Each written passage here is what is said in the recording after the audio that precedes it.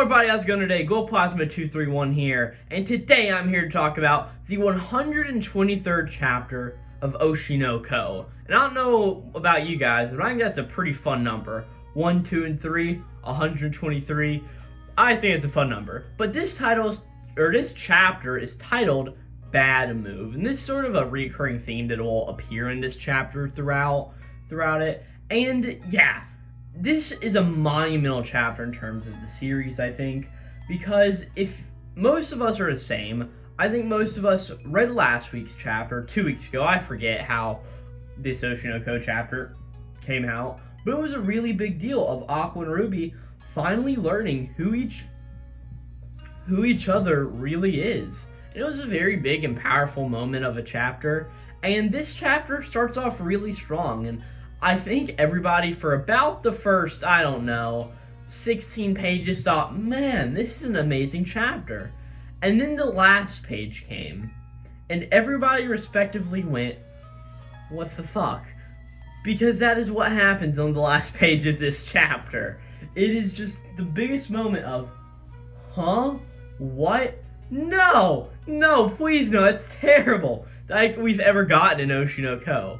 But before we get actually into the chapter itself, a few things I just want to say is that by this point, the first broadcast of Season 1 of the Oshinoko anime is over. It ran for a total of about 11 episodes, so that's all of that there. But the dub is still coming out. I think it's coming out on a Friday still, so you can still go check that out if you have not watched the actual anime itself. Volume 13's cover art has finally been announced, or Volume 12, I think it's Volume 12. But it has Frill Shirani on it, so that's pretty cool and interesting. And also, if you like Oshinoko, I got a few more videos on the channel, so just go check those out, and you can get all of your Oshinoko intake, so. But now to get into the actual chapter itself. So, we ended off last time with just Ruby hugging Aqua and just crying, and we start off there, it's the same exact thing happens, is we just get Ruby just crying, like, Sensei, she's just crying on Aqua's shoulder. And we get a small highlight here, specifically, of just Aqua's dark starring gun eyes. He's just here looking at Ruby. And all of a sudden, Ruby just finally starts talking, and she's just like, you've always been this close. And she's like, why did you never tell me? And Aqua makes a very valid point, just saying, well, I wasn't sure until now. Because, yeah, if you were in the same situation and all this reincarnation stuff happened, well, how would you feel if you ended up getting the wrong person and sort of told the wrong person all this? What would they think of you? So I totally understand Aqua here and what he sort of did because, yeah, it's really weird. But pretty much Ruby's just like, you dummy, I did my best, you know? I thought you'd find me if I used the idol name Biko Nahachi. I was always looking for you, wondering if you were among the guests at the event. As we just see a panel of Ruby in a mask, obviously trying to disguise herself, as she's going around and just looking at all the people in the venue, just seeing if Goru may be there. But Ruby's just like, I did my best thinking that you might be over there watching me somewhere, and I was worried that you wouldn't find me because you had long forgotten about Mama and Biko Nahachi. And Ruby just continues with, I think, the most devastating point of all of this. She's just like, I called the hospital, but they said you went missing. And then what? That's when she found Goru's dead body. Yeah, that was a very shocking scene, if you remember that. But Aqua sort of just now goes up and, like, places his hand on Ruby's shoulders. It's like, hey, I'm sorry for making you feel sad. As Ruby is just crying, and she's just like, I trusted you, Aqua, but you did something that betrayed Mama. And I thought I couldn't trust anyone in this entire world anymore. And Aqua all of a sudden just stops there, and he's just like, I haven't forgotten the reason I told the world about Ai. And why I encouraged the director to make this movie. It was all so I could avenge her. Which, yeah, I mean, that's what we know throughout the series is, that's Aqua's main goal, is to avenge Ai in every way he can. And at this point, Ruby just starts talking, and he's just like, well, I did a lot of terrible things. I told many lies because I had to avenge you and Mama. And every time I happened, I felt my heart start to throb and my stomach felt like it was getting heavier and heavier. And she just continues going, every time I lie, I feel like I'm heading in a different direction from where I wanted to be. That's heavy, if I could say anything. I mean, just we obviously know Ruby is held in all these emotions, but this line, it's really gotten to her in a negative way.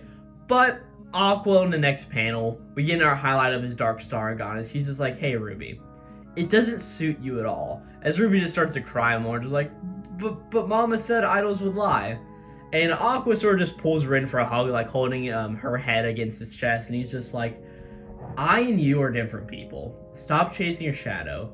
You just need to live your own life. You don't have to lie anymore.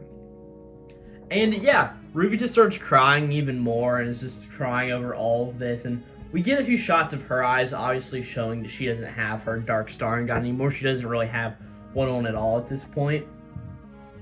But at this point, Ruby just sort of starts crying, and she's like, the truth is, and she just runs through all of these very depressing notes, just like, it was painful, I thought I had to be like her, being an idol isn't always fun, and she just goes through all of these things. It's like, I always think it could just be easier if I just forgot about her. Sometimes when I look at the fans, I remember the face of the person who killed Mama, and she just keeps going through all of these, and eventually she's like, but I want to be loved. So I hide everything. My heart remains the same as when I was in the hospital room hating the world. And she's like, do you still think it's okay? Are you fine with this, Ruby? And Aqua sort of starts saying it. He was like, hey, I told you, didn't I? I'm your biggest fan. The person I adore is the girl who struggled in pain in that hospital room, but kept dreaming with her eyes sparkling. Back then, you were even more radiant than I. As we see Ruby sort of take this into note and she's crying, we've got a really awesome panel, which I'm going to go and screenshot because it will be used for a thumbnail of this video, let me tell you. But it's just of Ruby just crying and her light Staringon just appearing again, and it's in her eyes so powerful. As all of this is happening, we see Aqua and Ruby sort of just hugging it out some more and standing in the room, as we see a crow looming ominously in the background. And at this point, the sort of implication is, even though we don't see it, that Ruby sort of goes inside to clean herself up as Aqua walks outside and talks with the Crow Girl, because we start off the next 2 pages actually with this happening, as the Crow Girl's just like, hey, aren't you glad? With Ruby back on her feet, the movie can now be made according to your plan, Aqua. If you like, you can take this opportunity and she may be able to fly high again. But that is a bad move. Crow Girl just continues saying, I'm sure you know, but this is a clear failure caused by your own nativity. In the end, you are not cut out for revenge, but I guess I can give you a little bit of sympathy. From your point of view, it'd be easier if she hated you. But, dun dun dun dun dun, yeah, Crow Girl doesn't finish her sentence, but pretty much what she's trying to get across here with the idea of a bad move is what we were both about to see with the ending of the chapter. With Ruby not knowing who Aqua was, she held this hatred for the world, and this hatred about Gordo is dead. Everybody she cares about is dead. So, she is more willing to work harder and do all this stuff to make this movie truly great. And that would have been easier for Aqua to deal with because he could sort of manipulate Ruby easier into doing that. But now that Ruby sort of knows what is going on, it will make it harder because she's going to trust Aqua a whole lot more, and it's just going to make a lot of complications come up, thus being the bad move of the two of them realizing who each other is. But that's all that is. At this point, we cut inside to Ruby cleaning herself up, and all of a sudden, like, we just see her smiling and everything, and she starts to walk outside, and I think there's a pane of glass through this so Aqua can't hear everything, but she's just like, I believe you, Aqua. The girl you were a fan of back then will shine brighter than Mama. Also, I haven't forgotten those words. And this is where the entirety of the Oshinoko fandom cries, because on the next page of this chapter, Ruby says, you said you'd marry me when I turned 16, right? Hey, Sensei, I have already turned 16. Oh my gosh. I'm just face-palming right now because there were a lot of leaks and jokes about this happening, and nowhere in 100 million years did I actually think that this would be the case. Like, I understand it's funny to joke about, but in all seriousness, No, like just really no. This is a very sensitive topic to a lot of people, and just it's a very taboo thing, especially in Japan, which makes it even worse, I think. But yeah, the implication here is that it's a bad move for Aqua to learn of, or Ruby learn of Aqua and Gordo and Serena and yada yada yada. All because it's a bad move because of this. Because Serena still holds on to this idea. She loves the Doctor so much. And Aqua's going to have to do something now.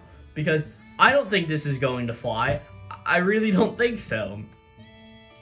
And yeah, it's just such a mess. It's just, I love the first half, the first like 9/8 or 9/10 of this chapter. Just a whole talk between the two of them. Ruby finally getting over it, and Ruby sort of finally being happy again.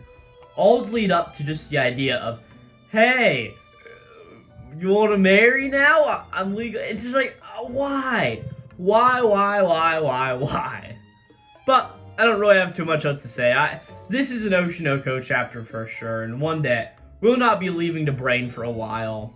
We actually have 2 weeks until the next chapter will come out, with the next one coming out on July 19th of 2023. So we get 2 weeks to see how this thing will resolve itself, because this was a mess if I've ever seen one. And just looking on Manga Plus, it has 34,000 comments on it.